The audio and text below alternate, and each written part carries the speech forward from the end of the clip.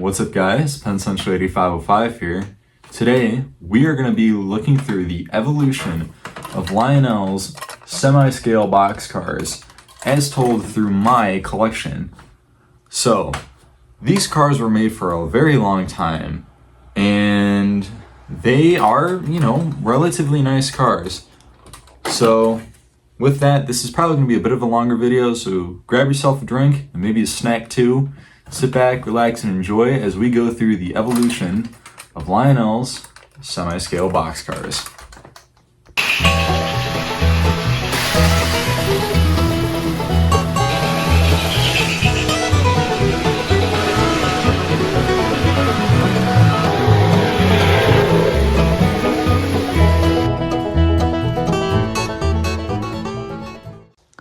Our story begins in the year 1946. Lionel is getting back into train production after the end of World War II, and they are bringing out some new stuff. There's a few carryovers from the pre-war area, but there are a ton of new items being released. Among those new items are two new boxcars, the 2454 and the 3454 boxcars.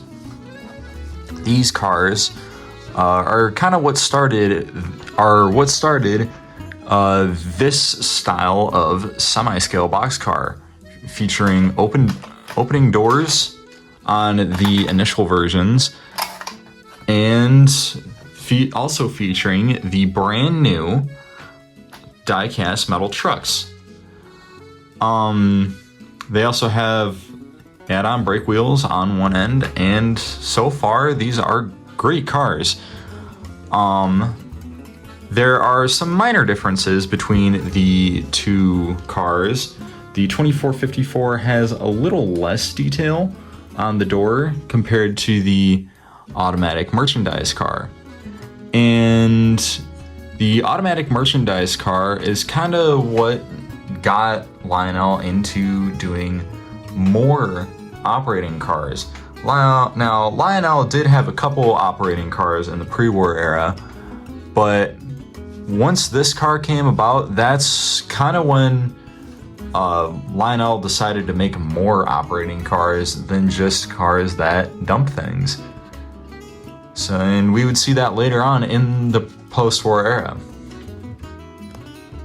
1948 and 1949 would bring out a bunch of new semi-scale boxcars in a bunch of road names under the X6454 number. Now this particular car here, it was made in 1950, but it is derived from its 1949 counterpart. This is the X5454 Pennsylvania car, and the reason why you can tell that this is a 1950 version and not a 1949 version is because it has no steps at the corners. The 49 version of this car had these steps in the corners. And really the only difference between these cars and the cars that came before it was that it gained a little more detail in the doors here. 1949 would also see the release of the next two of Lionel's operating boxcars, the X3464 New York Central boxcar and the X3464 Santa Fe operating boxcar. These boxcars have mechanisms on the inside, so then a man will automatically come out of the door here. Now, these being very old cars, the mechanisms tend to be a little sticky, but yeah. Now, these cars didn't do anything, but they did pave the way for later operating boxcars that had a little man that came out and threw a mailbag out. So, yeah. 1947 would see the release of the most popular operating car that Lionel ever made, the automatic refrigerated milk car. 1949 would see the revamp in the form of the 3472 with better internals and whatnot. Now, as you can see, there are differences between the automatic milk car and the boxcars, but they do use very similar castings. As you can see, if we bring up we'll just bring up the automatic operating boxcar.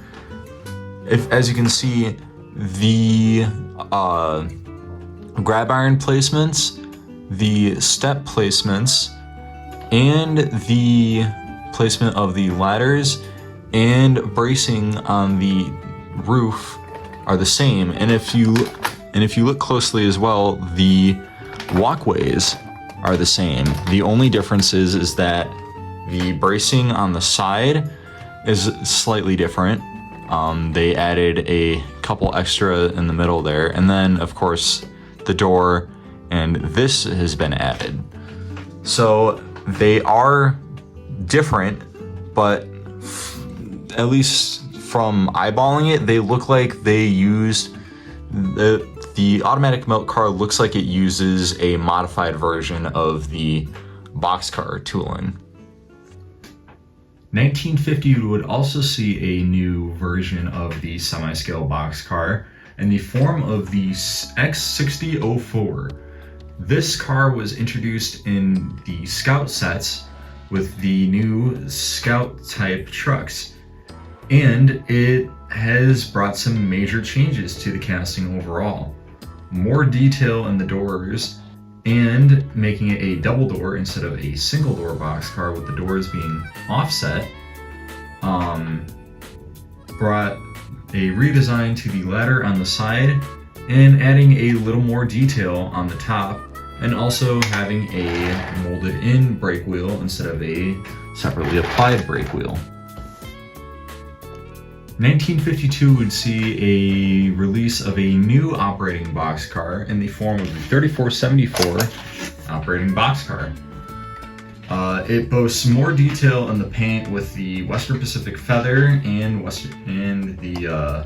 their slogan, as well as a little more car information on the side.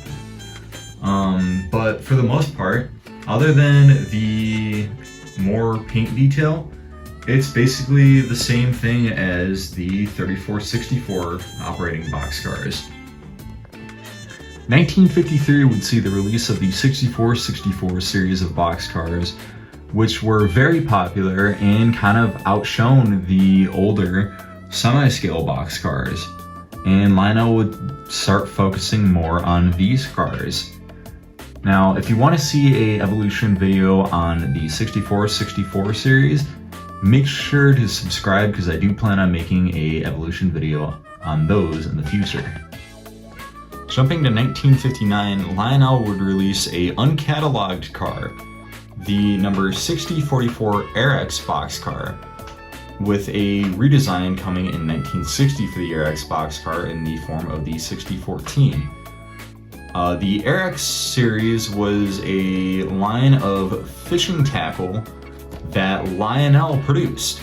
By this time, Lionel trains were kind of falling out of popularity, and Lionel was trying to produce other things to keep sales, so they decided to try their hand at fishing tackle, and they made a couple uncatalogued boxcars kind of advertising their RX line.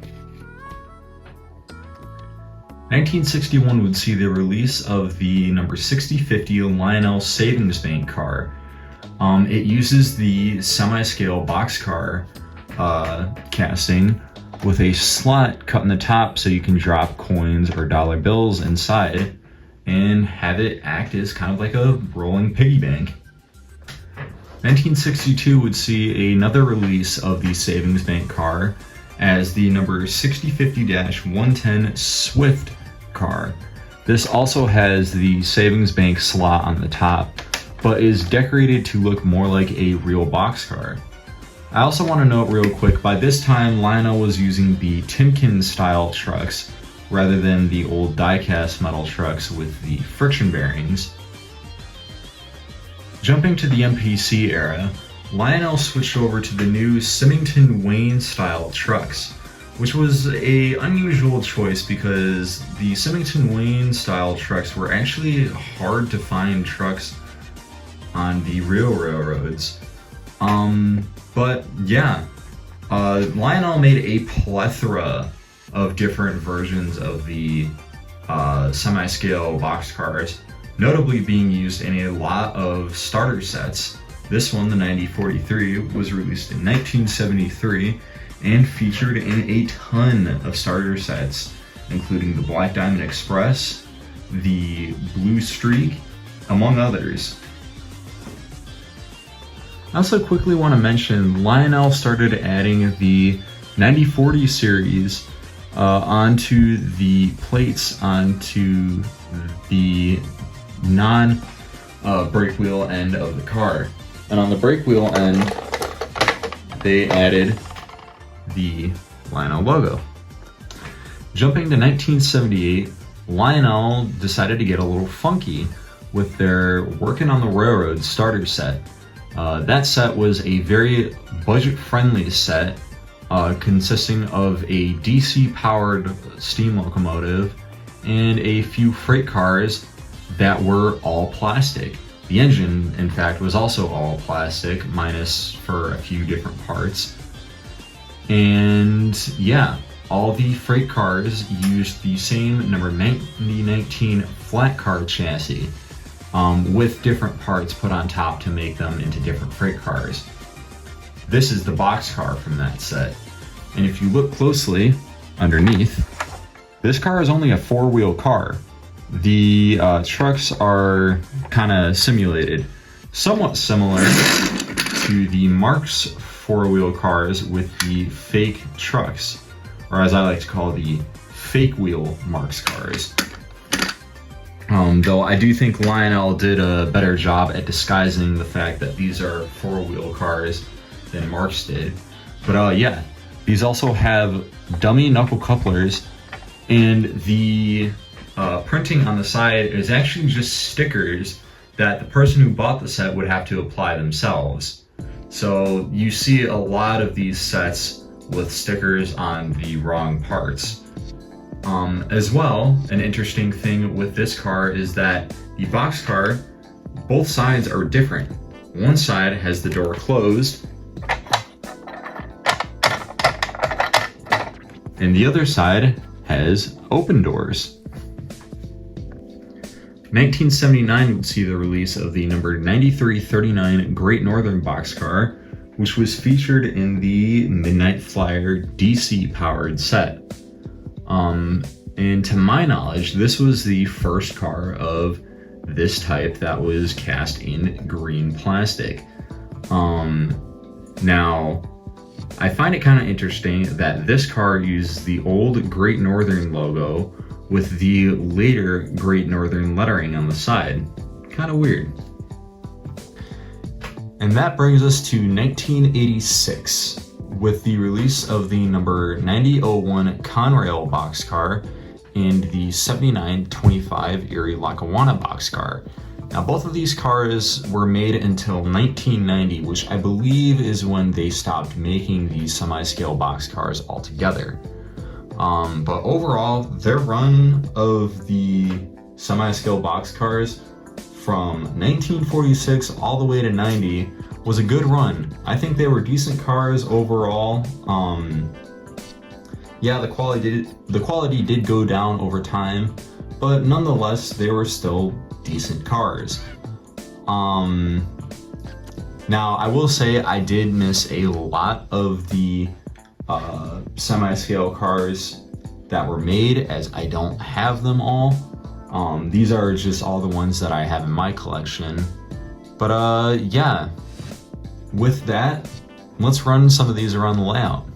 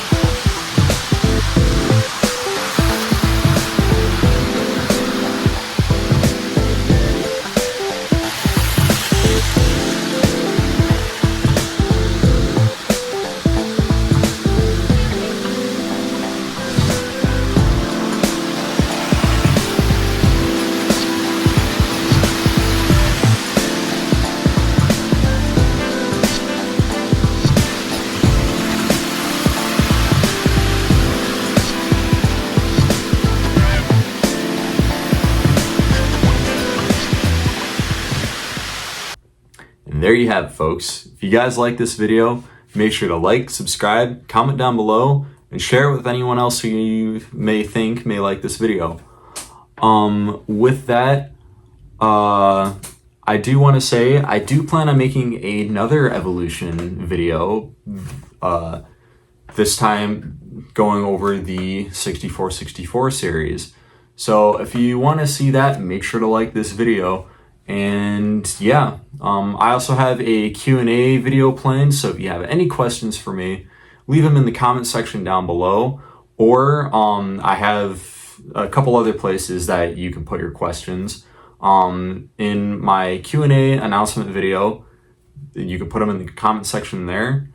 There is a community post that I made to gather your guys' questions, or if you're a part of the Discord server, or if you want to join, the link is down in the description. There is a Q&A section in the Discord server.